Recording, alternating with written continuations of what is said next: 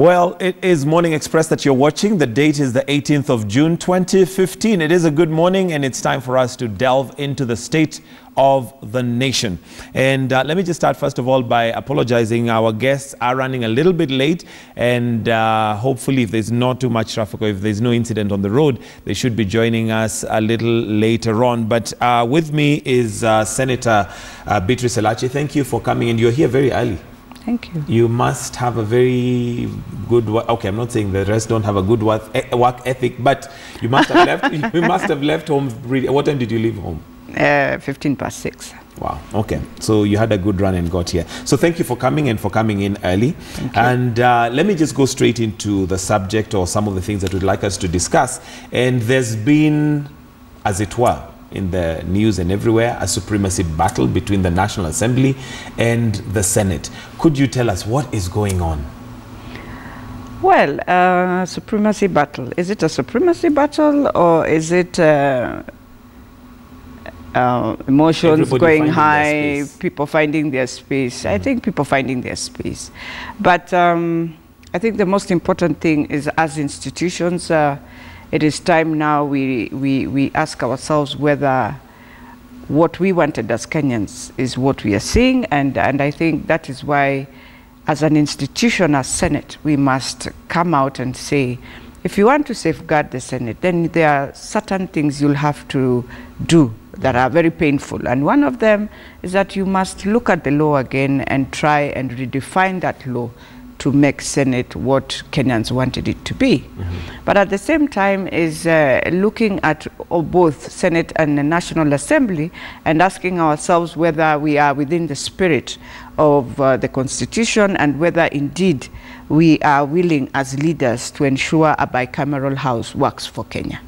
I think that's very important. And therefore we don't need to bring in all the emotions that I'm seeing. We just need to sit down and discuss as people, as leaders, as parliamentarians. Because if the Constitution comes out very clear and says Parliament consists of a Senate and a National Assembly, then I think it's important from that journey we have to understand. But you find that the most challenging part is that we have still members who are part of members who crafted or amended what we agreed in Naivasha and came back to the House and decided to remove some of those powers, and because they knew if we create a House that has some power, we will have the same problem. They will feel, oh, we are not, why are we members of National Assembly? We don't have this power. So anyone who blames today the Senate, you should be blaming the 10th Parliament. They did us the worst injustice that came in during the, was it the 2005, was it 2005 in Naivasha? No, the 2010, when we were, the experts were now redrafting what we had agreed in 2005, putting together now all the consensus that we had. I think when it went to the National Assembly, they felt at that time, look, we are the ones who are now constituting the Senate, so we can decide how it will be, and that's what they did. Therefore, since now we have an institution called Senate, I think for the foundation of the future Senates to come as an institution, we need to relook at that. Because now you have the institution, you know what is within that institution, you know how you can make things now work for both houses. Therefore, they must sit together. And I get disappointed to find that it is us, Jubilee, who are just on the run, who are just doing all these things. Almost going amok. Yeah, and yet we say we have tyranny. If we have tyranny of numbers, then we can sit down as people and make Kenya move better. Actually, somebody was saying that it seems like the tyranny of numbers has now come to almost bite the same Jubilee that has the same numbers. Yes, and it's, I mean, it's like we are not in a political party. I'm looking at ourselves and I'm like, some of these issues we can discuss in a parliamentary group. disagree there, but when we come on the floor of the House, then you stand as Jubilee and show the country that you are in power and you can guide the country to have harmony, but to work together. I think that's very important. Okay. Now, it almost, within the Constitution and within the law, there are ways that this can be handled, but it seems to be almost taking a political face. Oh, yes. And it looks like a face-off between, it's almost like a battle of might, you know, literally, politically. In fact, it's a battle of Jubilee. It's a battle of Jubilee. Yeah, don't put in court. This is because when you hear the voices, I hear my people, and I'm worried. I'm asking them, have you forgotten we have better battles? Meant to be together. Yes, and we have corruption biting us. We have insecurity biting us. We have unity of the country biting us. We must be focusing on that, not focusing on issues that we can sit down as a parliamentary group. At that time, we don't need to be Jubilee or CORD. It's a parliamentary issue. Have a kamkunji, all of you members, and agree this is where. Why are you looking at, if at one point we say we are all members of parliament, then at one point you shift. It doesn't make sense because, and it only shifts when they are dealing with money. When it comes to money, yes, that was when we just shift our goals and we become something that is not normal in Kenya at all. I don't know why. Yes, that was the next question, because obviously it looks like the pinch came in after the 1 billion shillings was cut by the National Assembly. And it feels like it's almost, that was the wake-up call for the Senate. Is that true? Well, the pinch was not the 1 billion for me. You remember I was in the mediation committee. Correct. I have no pinch of 1 billion. I have a pinch of where you do not respect each other when you say we are members of parliament. Sarah Serem has, across the board, put the salaries the same. So therefore, you are members of parliament. And I remember back in March, early, we went for a PG as Jubilee, and we agreed, all of us, that let's come out of our PG. From now onwards, we are members of parliament. But our brothers in the National Assembly have decided not to respect that. And then you find yourselves just fighting each other. The other thing I always say, and it is a problem not just in the National Assembly, in Senate, it's an institutional problem. We must deal with it. We as Kenyans have refused completely to learn the art of communicating to each other. That you can just decide to have a barrier of language or communication, and therefore after that you get yourselves into crisis. Now we have a crisis where we started from 6 people, it has gone now escalated. And I am just disappointed with my chairman, because when I look at Reverend Mutaba Musimi, he's supposed to be one of our wisdom leaders, to make people respect that wisdom, to make people feel that, look, you are one of those who are more elderly, you even wanted to be a presidential candidate, therefore you can bring harmony within Jubilee, first of all, then within the House, because you are there. So the best thing we can do, for me, I wish and I pray today that the chairman, our chairman of mediation, would have explained the report to the National Assembly. That way, we would have had members now differently looking at it differently, because some will have understood, okay, from the mediation, they had given a roadmap of how to get the 3 billion or whatever amounts, because we were guided by technical people. Now, when you stand on the floor of the House and you talk as our father, I'm sorry to say that, the way he talked, then you put your children into a fight. You throw them into a fight. Yes. So is it true then, would it be accurate then to say that this is a problem that is beginning right from the leadership? Yes. It is coming right from the leadership. Yes, the leadership within, and I think that's why even His Excellency the President is wondering, look, I have other issues I would have wished you help me to guide the country, not to come and start squabbling. But then at the same time, I would have wished, now at that level, We do not enter into showing there is something. You know, you have to kill the whole thing and just make it go blank. But the more you come in and you look at now the leader of the Senate, when he stands firm, he's not standing as Kedure Professor Kindiki. He stood as an institution of Senate. And therefore, he has to stand as a leader. He has to stand as a leader. Oh, yes. All right, at this Even point... when I always say when I'm in the army, I have to stand with my bullets. Absolutely. Yeah. Well put. All right, at this point, let me bring in Muriuki Njagagwa, Bere North MP. Welcome. Thank you for joining us this morning. Thank you. And let me just start from where we started off with Senator Beatrice Elachi, and it's in regards to what seems to be a supremacy battle between the MPs and the Senate. And it has been said that the MPs, the National Assembly has gone rogue. Do you agree with that? I totally disagree with that proposition. I know since we got elected, there's been an issue of which is the upper house. That is an issue that was brought about by the previous parliament. The current senators who were in parliament last year, I mean in the 10th parliament, cut down the powers of the Senate.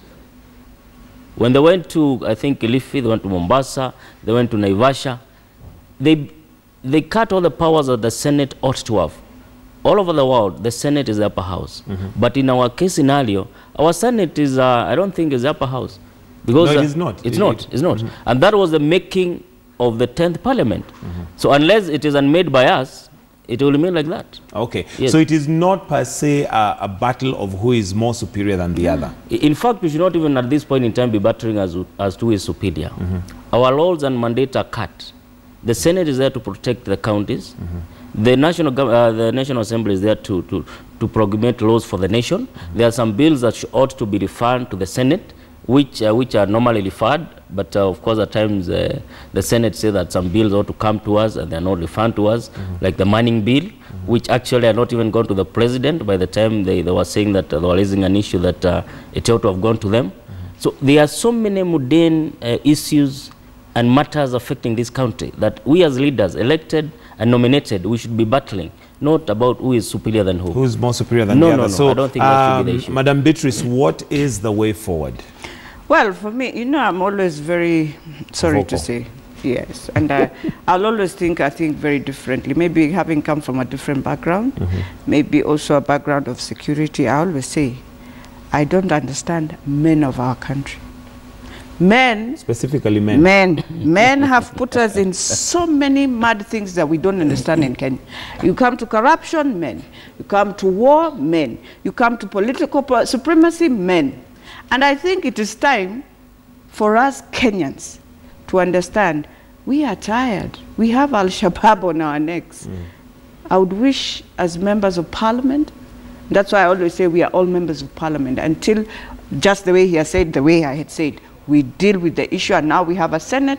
The Senate can now deal with these issues. If it's going to a referendum, let them go. Wanaume wakutane kwa kiwanja. If there are more, they will decide. Let Kenyans now decide that this is how we want this constitution to be, how these two houses should relate. Fine, because Kenyans have given them that opportunity. And we know the processes of doing it. But for me, I want to see a country, you know, when you wake up in the morning and you have and 1 minute your phone is on, 200 calls, everyone is talking about worry. I'm worried, this is happening, I'm worried. Then you get so scared. And I want to tell my Jubilee members, back in 2003, because it's the same, I can see it's the same format. It's almost the same thing being replayed again. Same format. We ended up starting something called MOUs and fights of them. You know, you disengage completely and you're looking for things that are not there, but you created a vacuum. The unity of the country just went. We ended up into a referendum, yes, and we ended up into another crazy thing called 207, which we vowed should never come back. Right. Now, it might come back in a different way. It's good to say, so that we are very cautious and very clear as leaders, the way we utter our words, the way when you wake up and say this, today you see how we can talk emotionally, but try and touch even one county. Try. You see how that community will come out so bitter.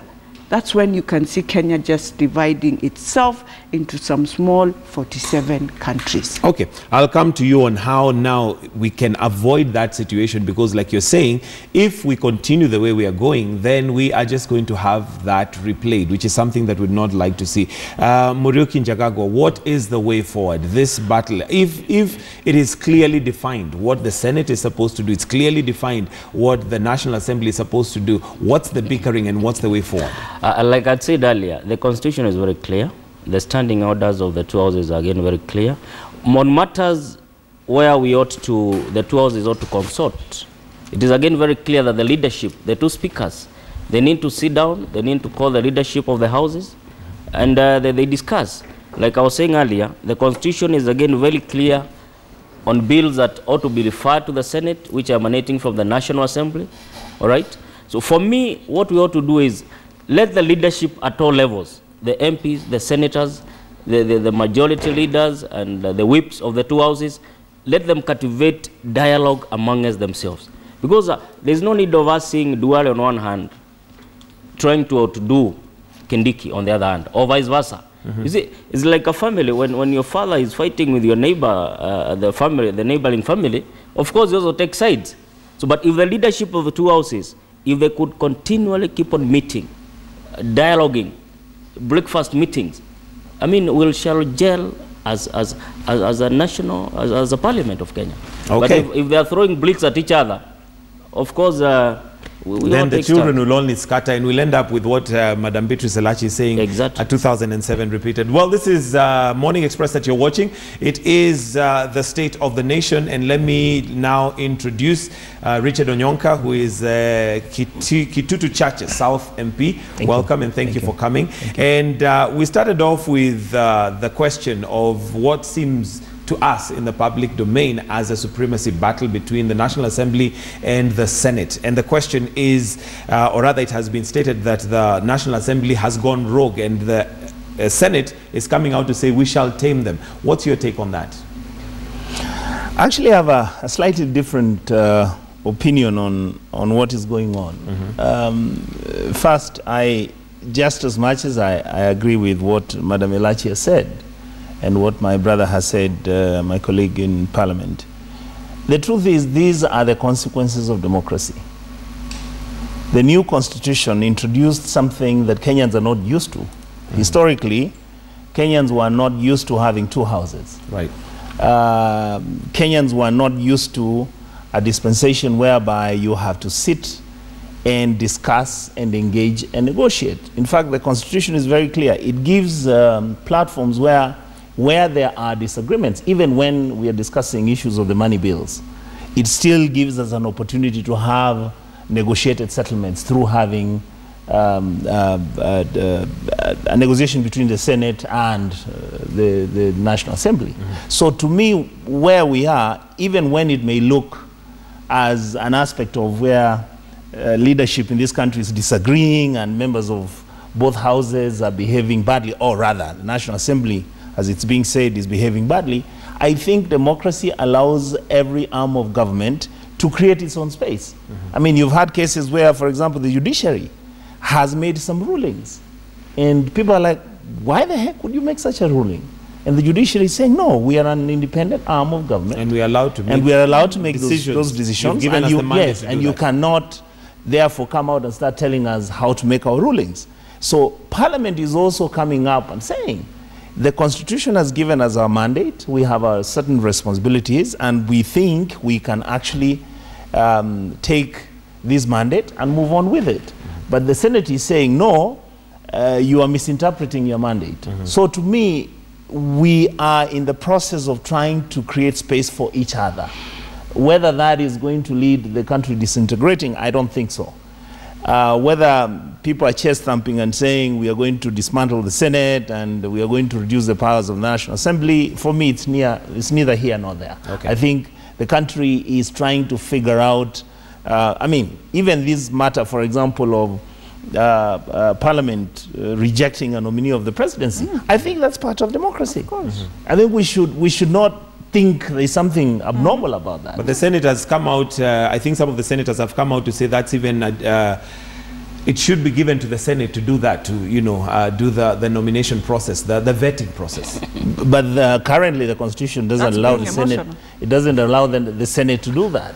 So, I mean, for me, the Senate saying, let's have a referendum, and because we have a referendum, we are then going to change certain things, then because we have the numbers and stuff like that, I think they are going the wrong way. Okay. The truth and the reality is, like in my area, I have, I'm in a constituency which belongs to the 9 other constituencies where we have 1 senator. I can assure you, by the time the senators are going to come running around having us change the constitution to fit what the Senate wants, it may be a tall order. It may be a tall order. Yes, so we may as well start thinking that we need to negotiate and we need to start talking with each other and not at each other. Okay. Yes. Madam Beatrice Elachi, do you think a referendum is the only way to go for these amendments to be done? Well, since, you know, this constitution was done by Kenyans, I think it's good for it to go back to Kenyans. But I agree with him, not on the issues of just Senate. There are many other issues that you'll see. There's a lot that you need to relook at, because when you read some of the scripts in our articles in our constitution, you find very emotional. Well, you look at it, it's very emotional. Meaning at some point we were very emotional doing the decisions that now we've realized we did it, but we have to try and see how it can now work for Kenyans without being emotional. And the other thing is that I would agree, both houses must just act and talk to each other. I am not of that one of saying, oh, we have to. You don't get rational. So why is that not happening? Why aren't they just sitting down and well, they will. this out? You know, the good thing with parliamentarians, all of them, they like giving it also to Kenyans. You want to see some spice, get it. And Kenyans love it. It's drama, it's water. and politicians know it's time we give them drama. But there's one thing they will always do. They will always come back and they'll say, you know what, this is our institution. We must keep it and we must take care of it. And therefore, even when National Assembly decides on the nominee of Monica Juma, for example, it is very, and I know Kenyans, we like jumping so fast into everything. It's always good. And let me tell you today, I know Kenyans look at politicians and say, these ones, they are corrupt, they are pigs, they are. But one thing about a Kenyan politician, it is only me, anywhere in the world, I will fight for my country. I will die with Kenya. I know by the time you are going outside as a civil society, you will change because you want to survive. You start saying Kenya is bad. But even if he's in court or where, that time he remembers, you know what? I'm a leader. Kenya is mine. I have to die. That is number one. Number two, a politician is an informer in this country. I will know at 3 a.m. when something is going to happen before even media knows. A politician in that constituency knows what is going to happen. And he can beep and say, look, we must stop this. So don't just disregard and think when we do things, we do also background checks, serious background checks. Sometimes we even keep off and we say, okay, fine, for the sake, we will give you, of but when it comes forward, you will see yourself. And that is why some of the things have been happening. Not that the politicians didn't know, they knew, but they kept quiet, saying, okay, fine, you want to please, there you are. There you go. But you'll have to get your consequences, and don't blame again the politician.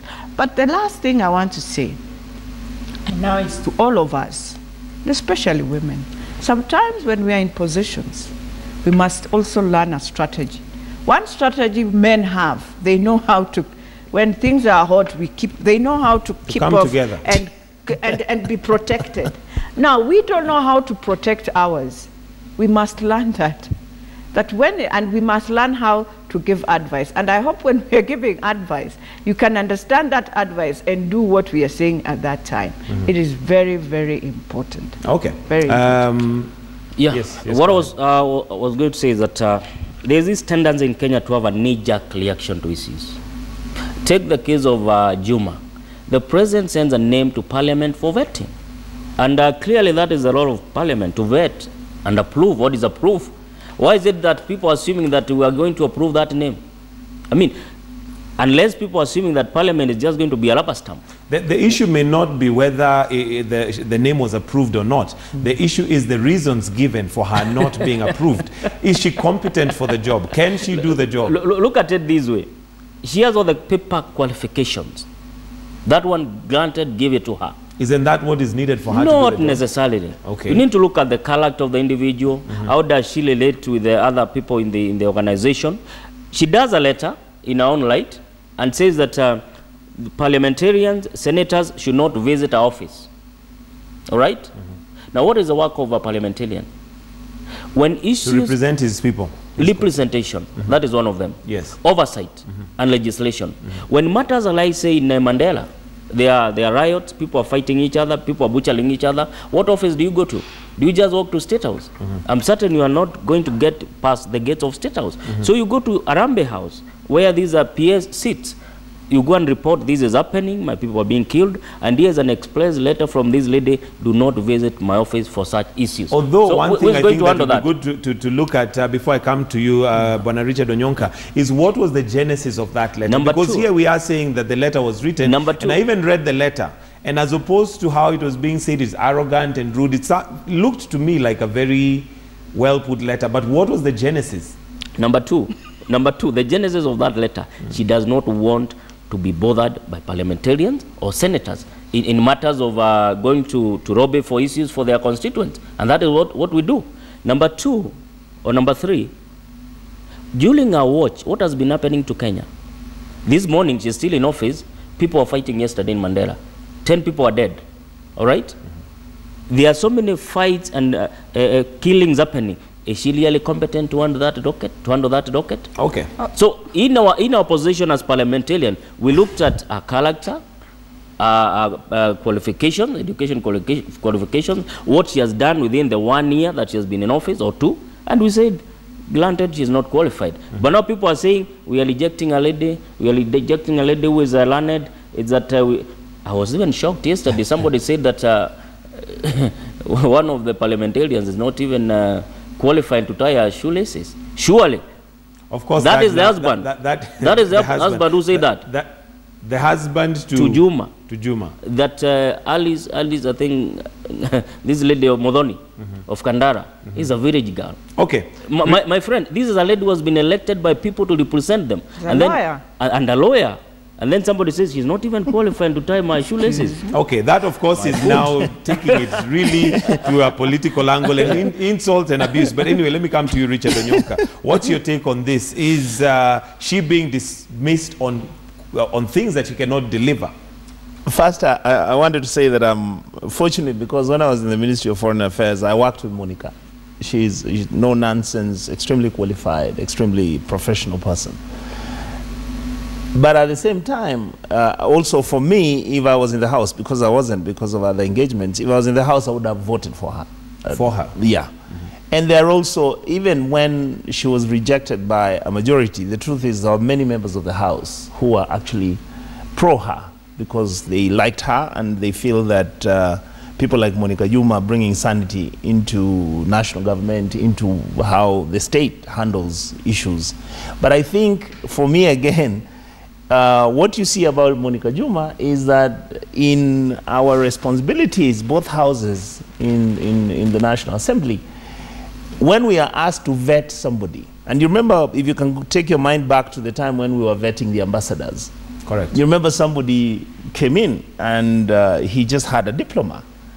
But the gentleman was articulative, he sounded intelligent, he had a position whereby he was saying, I would represent Kenya. By the time we were actually vetting him, even when everybody else was screaming at us saying that guy doesn't have a PhD, doesn't have a master's degree in foreign relations or whatever studies which would have complemented him being appointed, we felt that this individual was actually, if I can use quote unquote, qualified because he was able to articulate the Kenyan government position, the foreign policy issues, and he was an appointee of the president, and we passed his name. What Parliament's problem is, as we speak even on Monica Juma's issue, we don't have rules and regulations on what the vetting is. If Kenyans want us to vet somebody because of their age, marriage, sex, education, and stop there, then we need to come to the house and set up modalities on how that is going to be done. And it's like the case you have now of the governor of the central bank. Even when the committee has said this guy is qualified, of course he went to Yale, he's highly educated, the gentleman is extremely versatile, he's worked with the international, he has the experience, the IMF. But guys are saying, but how does somebody who doesn't have a wife, the man who has never had a house in Kenya, has never bought a piece of land, become a governor of the center of the national kitty? I mean, for members of parliament, even when the committee is recommending that we pass him, there are some members who just have their own questions. And parliament should be allowed to engage into such issues.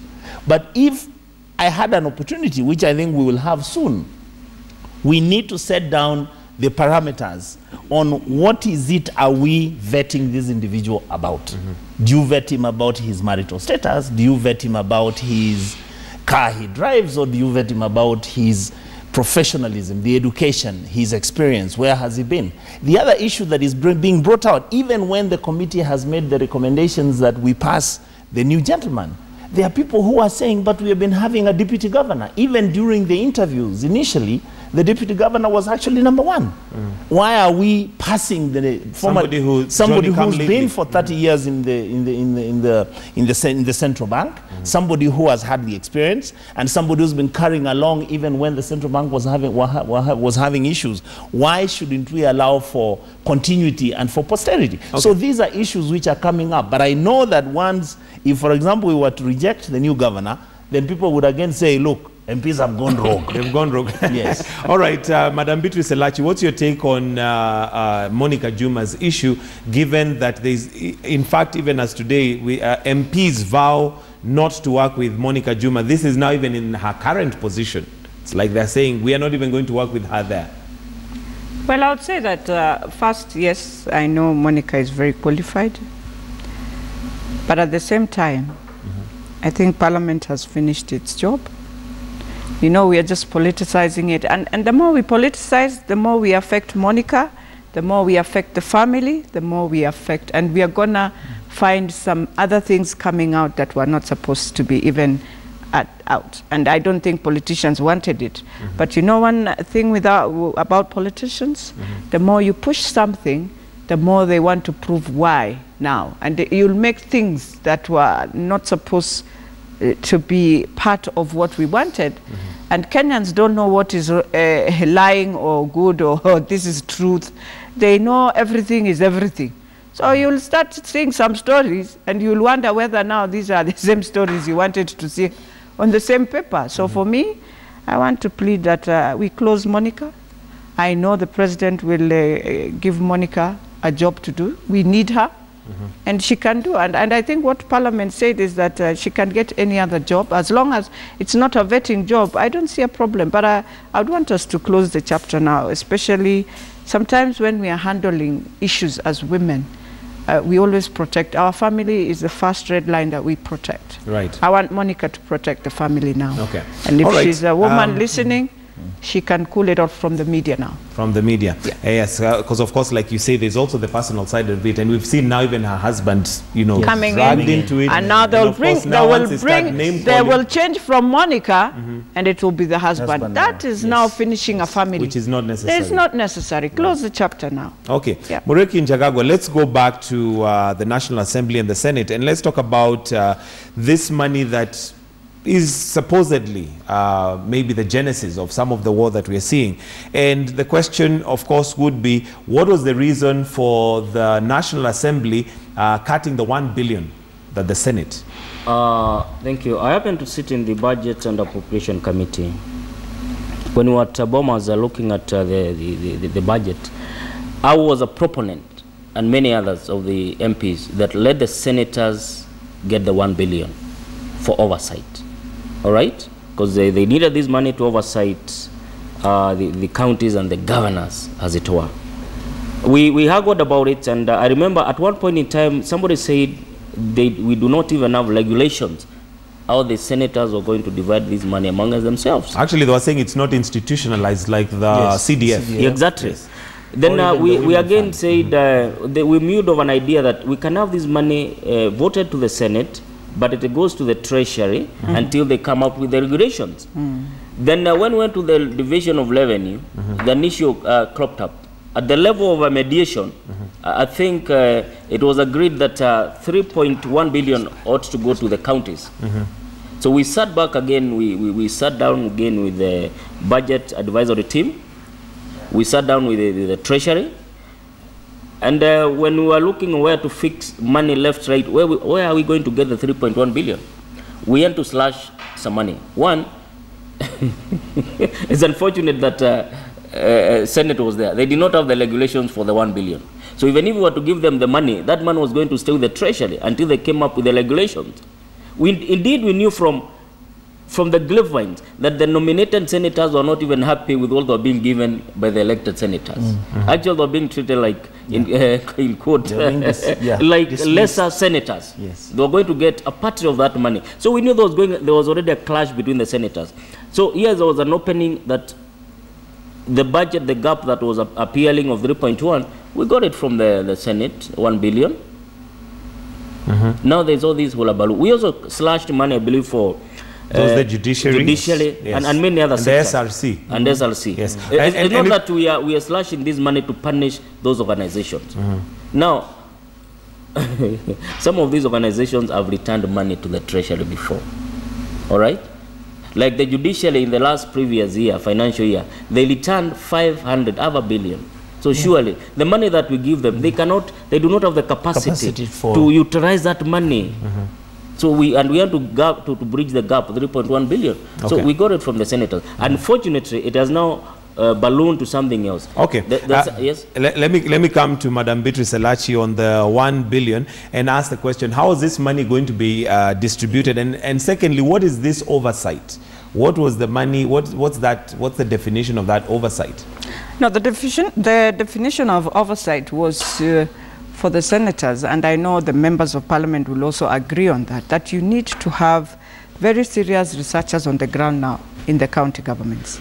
And these researchers are to come out with good reports to give both the National Assembly, because you remember when we wanted to have the committees to take care of priorities of projects. The governors went to court, they closed it. Today, for example, in the Western region, we have a very clear blueprint that was funded by the EU and some donors, 100 million. They have a very good blueprint. Yes. But you must have people who will tell you whether this blueprint indeed will work for Kisii, Kisumu, Kakamega, Bomet, and all those counties that were. You have nobody even to guide you, because they did it themselves, they finished. But here we are, as people from that whole region, we must look at how this blueprint will, and it's a good blueprint. It has been done so well by very good consultancies. So those are the things they were trying to think. Yes, I agree with them. You needed to have guidelines, which, if they had given the Senate the money, they were not just going to take the money, to go back to Treasury until they come up with proper guidelines. The Auditor General would have helped them so that you account back, because it's public funds. But then at the same time, I have always said I'll never blame the members of the National Assembly on this. I always blame our mediation team, because they knew very well they were supposed to guide back the houses. We went back, we guided our house. The chairman, who we had elected as our chairman and who is still the chairman of the budget, I wish went back and guided the National Assembly. That yes, we agreed, and the technical team gave us a proposal of 3.3 billion, and this is how we agreed it should be taken. That we must take it from the money of irrigation, where we have given them money for the last 2 years. We've always allocated 12 billion. They have only spent 3.5 or 3.9 billion for those 2 years. So evidently. And then the other thing is, we moved on and we said, look, let us just go to the monies of what has been devolved to the counties. We have a lot of money remaining at the ministry level. Let's remove from those ministries. Don't go for money from judiciary. Don't go for money for CDF. Go for money on devolved functions, but money that is remaining at the ministry. Okay. Yes, Bwana Richard Enoka. Thank you. I totally agree with Senator Elachi. The problem, again, that I've been observing and I've watched carefully, is that we have not been preparing ourselves to reach a stage where we accept that the democratic space that any arm of government is seeking is space which is coming because we have a new political dispensation, which is the new constitution, and therefore we have to start engaging ourselves. The other second issue that I think that is very, very critical, and Senator Lachi has talked about it, we need to have both leaders of the whips and even the speakers. I think it's not public secret that our speakers are not in very good terms, not because they hate each other, but because of the positions which both houses have taken. Clashing positions. Right. I think that the houses need to start engaging. I can give you an example. Ever since we finished the elections in 2013, yes, the Senate and the National Assembly has never met. No. We have never met. Is that common practice? Is that meant? In all democracies, yes. In America, there's a time when the Congress and the Senate meet, where you go on a retreat and you begin to discuss the issues. You bring in the issues which have been a little bit outstanding on both sides. And the truth is, even when this money is being touted as being money for oversight, which is a wonderful term these days in Kenya. The truth is this money was just supposed to be given to the senators so that they are able to have capacity for them to be relevant in terms of when a senator goes to an area and he realizes that there's a problem in that area, how does he even call the MCAs to have a meeting with them? All right. So it was to facilitate those kind of meetings. It's basically to facilitate. He may not give out cash handouts, but a senator should have certain capacity so that he or she is able to go to the ground and have with this money to be a minimal impact. But at the same time, what we are saying is the Senate needs to seriously make sure that they engage themselves with the issues, particularly with the devolved funds and with the devolved functions and the running of our county governments. Not that the Senate is not doing it now, but many of us are beginning to say, for example, if the Committee of Foreign Relations, where we are discussing the issue of Kenya and let's say, for example, East African Community, surely that's a function where the Senate really has minimal engagement, because it is not a function which has to do with the county governments, unless it is the fact that the EAC is in Arusha and therefore maybe Taita Taveta County may have an issue with Arusha, then you can say there could be an engagement. But otherwise, it's purely a function which is national, which is being handled by the Ministry of Foreign Affairs and which should be handled by Parliament. But you find that there are certain functions which the Senate has just decided to pick and run with. And this is creating unnecessary friction. Which ones are those? I've given you an example. No, I'll give you an example. For example, you have an issue where senators decide to have their committee and they go to Kapedo to discuss peace and security. And yet in Parliament, we have the Defense and Foreign Relations Committee, whose responsibility is to handle matters pertaining to security internally of this country. And there was no agreement between the Senate and National Assembly even for us to make a trip together.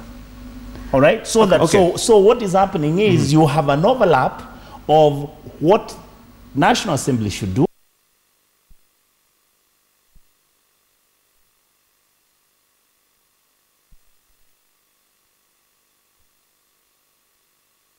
Not necessarily saying this is the Senate and this is the National Assembly. And I think for me now, like security, and yes. I hope my brother will understand, then they need to have a joint committee. Between the That Senate is where we went from. Yes. Because when you talk of security, now when you go to Kapedo, for example, the same leaders are same in conflict even there. Now when you leave the senator out, you have not solved the problem. When you leave the member out, you have not solved the problem. Exactly. So for me, in terms of security, there are very key issues. Issues like boundaries, we need a joint thing together. issues like security, we need to have joint ventures together. Because even if it's the ESC, for example, if you're talking of Namanga, you're talking of the borders of Busia. If you don't have the senator and the governor and now the members there, you will not solve. And let me tell you, there's also one thing we always ignore, and I know it's because everyone wants, for me, I always say protect, yes, but just remember, when it comes now to some issues, who will be on the front line? It is the same senator, the same governor, who will be saying, no goods can pass here. Yes. So you're left again alone as a member of parliament trying to fight them. So all I would beg in some issues, and I think as we say, all of us here, we want the leadership of parliament to look at very concrete our country, so that we don't play politics around the country. Look at the country and say, if it is security, let us have joint committees.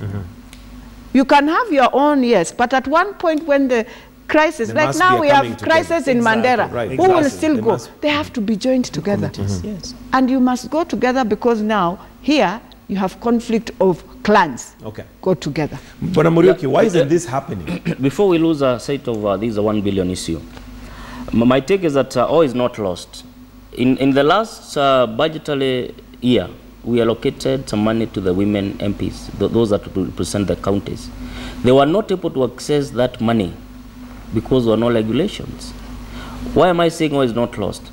This year, the senators have not gotten the money. We still have the next budgetary cycle for the other financial year. Let us now begin working out on the regulations. Let National Treasury do the regulations. They'll come to us, we'll pass them on to the senators, they will discuss them, and we agree on them. So that maybe the final year of our parliamentary term, the senators will get the money. So that we actually know who is getting what. Are the nominated senators getting anything? Are the elected senators getting something? So that again, we do not just lump money there, which will not be utilized. So going forward there's this thing we've been talking about of let us have harmony between the two houses. Kenya is bigger than all of us. Than anyone. Than all of us. Let us not again have reactionary issues. That when we seem to offend the Senate or the Senate offends us, we all are guns blazing. We are going to do it with the Senate. We are going to do it with the National Assembly. Surely, is that offering leadership to That is definitely not leadership. Madam Beatrice Elachi, let's talk about the Division of Revenue Bill. Do you feel that the Senate is involved enough in regards to that, the money that is given by the National Assembly, yet they're the ones responsible at the county level? Well, I think we agreed in the mediation, and I hope it is one of the way forwards we have to take forward, that let us do the work of the Division of Revenue Bill in committees. So let's start early, all of us together. And the same thing we are saying, let's have joint committees, yes. If it's IBEC, let us sit both in that IBEC, so that when the product comes out, the process is all inclusive. We would have other problems again, oh, why did we do this? And we will finish it in a matter of, it will just be coming to the House to pass. So for me, I want to see a smooth procession from now onwards on issues of money. We agreed with the chairman. I hope he will keep his word, because I am starting to get afraid about Reverend Mutaba. I thought from the church end he will be one person. When he says no, it's no, and when you say yes, is yes, and when you keep your word and bring harmony, that yes, we shall have a process that is very clear to our members, so that we also don't antagonize the houses, putting them into a conflict they don't understand, yet it's just a few members who have decided. Loggerheads. Yeah. Bwana Richard Onyonka, do you agree that's the way forward, that we need to have a joint committee? Absolutely. It's been long overdue. In fact, we've been saying that, again, these conflicts which keep coming up should never come up. If both houses, for example, the core mandate of the Senate is on revenue allocation, making sure that the money which is allocated by the Treasury actually goes to the county governments. After Cheserem has looked at the figures and presented his report to the Senate should engage the National Assembly through the Budget Committee. And this is a process which should be done whereby we do not get where we got to this time. Even last time, you remember. I mean, you remember we've even gone to seek an opinion from the Supreme Court as to what should be. Our position is very simple. deal with these matters simultaneously as we are moving towards agreeing on what the budgetary allocations are going to be and what the county government is going to be. And I think the Senate needs to understand this. It is fallacious for the Senate to constantly keep saying that for us, or even the President of Kenya is not interested in making sure devolution works. That's nonsense. Every Kenyan now understands the value, and we are very sentimental about this devolution. We have removed resources from the center. I don't think Kenya will ever go back, but let us do it meticulously and intelligently. And let us make sure that we remove these unnecessary political innuendos and disagreements and issues which actually don't add up value to the leadership, I mean to the management of the resources of this country. And for me, what Madam Alachi is saying is what we need to agree with. The only thing I was going to apologize on behalf of Mutava Musimi, even as in Parliament last week we wanted to lynch him because we had asked him to allocate certain monies for example, we've been always pushing that CDF needs to be increased to 5%. That wasn't done, and the MPs were not very happy. But after consultations and after Honorable Mutava Musimi came and made explanations, and I think there were further consultations with the president. I think members said, let us agree to allow this budget to pass. But without those consultations, imagine the budget would not have been passed. So because of consultations, and I think this is the direction that Parliament needs to take, and this is the direction that the Senate has to take, so that we work in tandem with each other and make sure that we create an environment whereby all sides and all arms of government are comfortable with what we do. I disagreed with my colleagues slashing money from the judiciary, because the interpretation would have been that we are fighting the judiciary. I don't think the intended purpose was really that we are going to fight the judiciary, because the truth is the judiciary is an independent arm of government.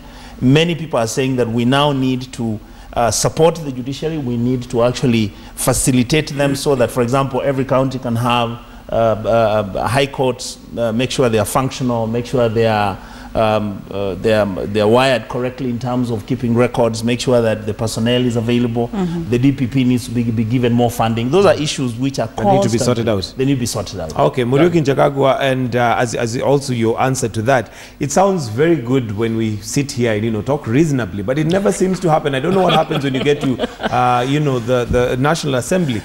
Is this the way forward, and do you see it? Do you honestly see this working? Because it sounds like it is reasonable. Actually, it is very reasonable. I agree and admire what my colleagues have said. But we must also equally loop in the governors. We are not working in isolation. We pass money as Parliament, which go down to the governors. The houses came up with something called the county development boards. That was the best thing that ever happened to this country within this first term of devolution. This is the first parliamentary term of devolution. Because what we are doing as members of Parliament, what the senators are doing, we also ought to know what the governor is doing. Now each is working at cross purposes. How come construct a school? The county government wants to do the same thing. Granted, when the senators get money for oversight, they may also want to do the same thing.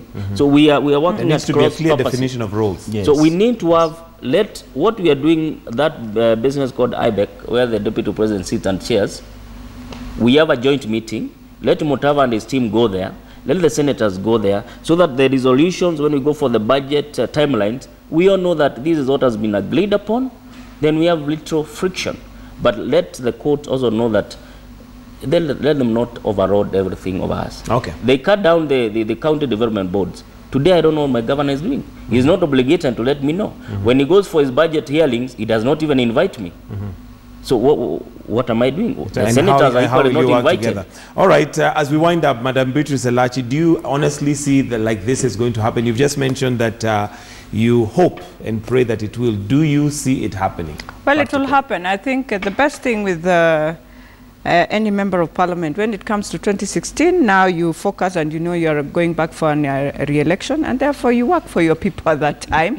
So at that time, even as leaders will not be able to manage them, because they will manage us and they will tell us this is how we want our country to move, and things will work at that time. So I know at this time is when each member is trying to look at his space and say, look, time is running out, I have to go back for a re-election, and then they'll do things right for Kenyans. But the best thing we can say also as leaders is it's important as institutions, we have to work as institutions. Okay. We can fight, but let's fight inside.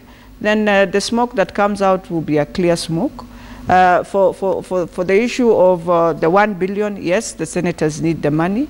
It is very important, and not they're not supposed to do classes. They're not supposed, because even now, and I want to plead with my members, I always support CDF. I still support it because I always say you'll find a governor who can decide to also marginalize a constituency. Yeah. But I want them now to go back on the drawing board, look at the formula. We cannot have the same formula that is doing county government money being the same. Change the formula so that we have counties where we are giving them 10 billion like Turkana. You don't need to give them a lot of CDF money.